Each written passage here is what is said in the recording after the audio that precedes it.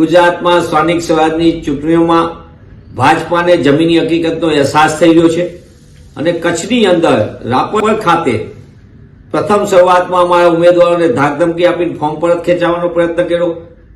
રૂપિયાની લાલચ આપવામાં આવી પણ સફળતા ન મળતા અડગ મનોબળ ધરાવતા કોંગ્રેસજનોએ ચૂંટણીમાં મજબૂતીથી પ્રચાર કરવાનું શરૂ કર્યું. લોકોનો પણ અમને સારામાં સારો સમર્થન મળી રહ્યું, ઠેર ઠેર અમને આવકાર મળી રહ્યો અને ત્યારબાદ આ તમામ પ્રકારના હથકંડામાં નિષ્ફળ રહેલી ભાજપાએ છેલ્લા દિવસે પૈસા વેચીને મત ખરીદવાનો જે ખેલ શરૂ કર્યો એ વિડીયો સાથેના પુરાવા પણ અમે તંત્રને રજૂઆત કરી છે. અગાઉ પણ અમારા ઉમેદવારને ફોર્મ પરત ખેંચવા માટે જે રીતની ધાકધમકી આપી હતી, જે રીતના એને રૂપિયાની લાલચ આપવામાં આવી હતી, આ વસ્તુ પણ અમે કલેક્ટરશ્રીને લેખિતમાં અમારા કચ્છ જિલ્લા કોંગ્રેસ સમિતિ તરફ આપવામાં આવી છે.